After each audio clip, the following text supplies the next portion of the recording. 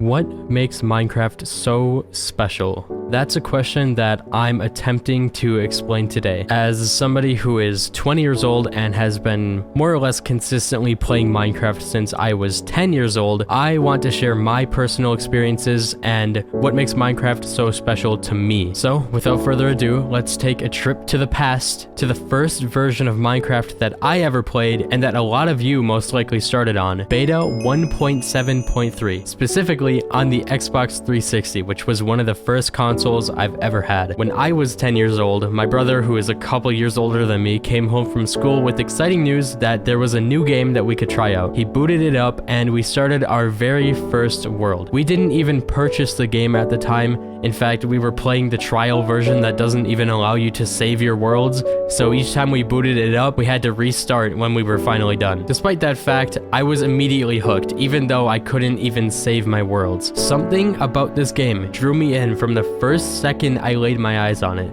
Maybe it's because this was the first sandbox game I ever played, or maybe it's because of the same reason everybody else enjoyed it, because it's a charming and relaxing game that lets you use your imagination in basically every way imaginable. Especially in this version, there weren't any specific rules that you had to follow, and the world itself was completely your capsule to do whatever you wanted with. There were absolutely zero goals besides finding diamonds. There was no ender dragon, no end dimension in the first place, only the overworld and a completely useless nether that still intrigued me so much back then for some reason. Looking back at it, your goals in beta 1.7.3 were extremely minimal, but as a 10-year-old at the time, they felt absolutely limitless. I played Minecraft quite literally every single day after school, and about a week later, my brother surprised me with something. I opened the game, and after about 20 minutes of playing, I realized that I could save my world. Yeah, if I remember correctly, he bought the game and wanted me to figure it out for myself that I could actually save my world finally. And man, that was one of the best purchases he ever made. Now that I could save, I went back and I started my first ever world on a seed that I really enjoyed. Sadly, I don't have it anymore, but I still remember the world extremely fondly. Early on, I found a duplication glitch and I dug out a mountain and designed it entirely out of golden blocks because for some reason that's what my 10-year-old brain wanted to do. Near the entrance of that mountain house, I built a lava fall surrounded by glass so that my clumsiness wouldn't lead to my own death. I built so many tunnels, mines, railroads, roller coasters, farms, pixel art, Herobrine shrines, which was such a big part of my childhood. I hunted Herobrine so many times with my friends. After my initial spark with the game may have worn out over like a year or so, once I figured out about Herobrine, that was one of my biggest driving factors of why I continued playing, but I'll get into that later. I also built so many hubs, crazy looking houses, mob grinders, traps, and so many more things in only my first year or two of even playing the game. And at this time, I didn't even know about YouTube, so there were no tutorials that I could follow. I was just figuring all of these things out for myself, and that's what made it so special to me. And eventually, I found out about multiplayer. Minecraft was the first game I ever made gamer friends with, if that makes sense, whether it be online or people from school. Specifically online though, I met some people who at the time I considered to be some of my best friends, but obviously at that age, those friendships in specific weren't really made to last very long unless you got really lucky. Either way, I was having the time of my life as a 10, 11, or 12-year-old. So many memories came out of this one simple game, in a game that in itself didn't even have any specific goals set out for me to do. But I didn't need them. I didn't need any specific goals. None of us really did. All I needed was my imagination, friends, and a controller.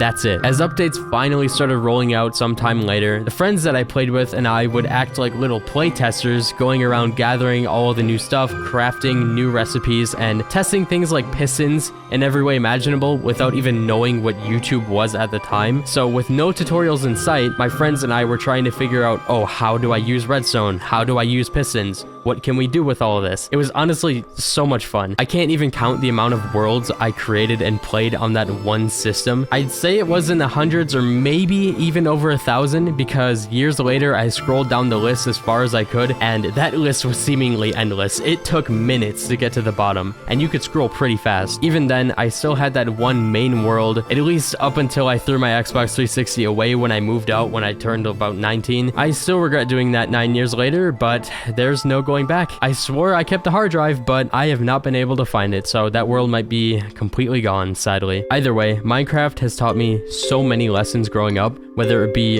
about making friends, even stuff like sharing or just using your imagination, such simple things that you don't really think about. And in a way, I genuinely think my life might be completely different if I didn't start playing that game when I did, if at all. And even in recent years, I still make attempts to grasp at those old feelings that I used to have as a kid when I'm playing Minecraft. And I still have a private server that at some points was on and off, but it's been on for a while, where my friends and I on occasion still have these insane looking builds, tracks, roller coasters, grinders, tunnels, everything we used to have, but obviously it's a little bit different nowadays. It doesn't exactly feel the same anymore, but at least it's still there. At least it's not just a memory.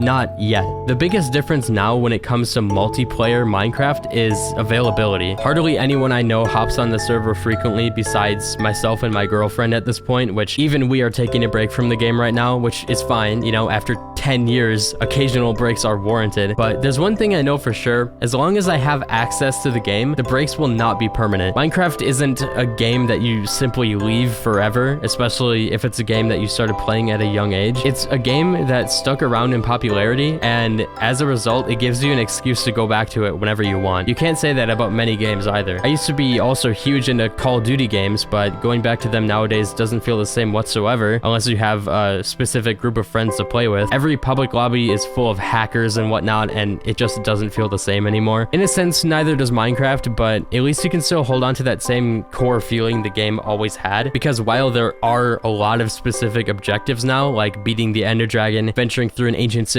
and killing the Wither, whatever else the game really throws at you. Once those things are completed, you go back to the point you were in beta 1.7.3, but you just have more options, and obviously the game does feel a lot different in many ways, but it keeps the same sense of not having any specific objectives, and it's up to you to come up with them once again. Of course, again, the game feels different, but you're back to that point where it's up to you to actually continue your world and not just leave it there. At times, that can be really hard, especially after 10 years of owning the game and more or less doing most things in the game within that time. That's also why we take breaks from the game, because once those creative juices start flowing again, that's when you can start creating those goals and actually working towards them. It may not be the same that it used to be, but at least it's something that you can still do. My biggest goal ever as a kid was to make a decent sized castle in my world, which at the time meant something like slightly larger than a normal house, I guess. And I'm no expert builder today, but I did finally manage to achieve that goal. I built the castle that I've been hoping to build for years in survival mode, and it feels pretty good to have it. But after finally completing that one biggest goal I've always had, I finally had to move on to my next project, my next goal in Minecraft, which is something that we all have to do in every single world we make, whether it was 10 years ago or even today. If you made it this far into the video, I just want to say thank you for making it to the end of my new style of content. Depending on how people end up enjoying this video, I might make this a consistent series on my channel from here on out. I've played so many games growing up and so many games in recent years. I really never stopped playing games at a consistent rate, and I have so many opinions about them that I want to share, similar to this video or maybe slightly different. Who knows? I just really enjoy making this style of content, and I also have many more video topics regarding Minecraft in store, so if you're interested, then please subscribe. It'll go a long way to helping me reach 100,000 subscribers someday. And that being said, I'll see you later. Have a good night.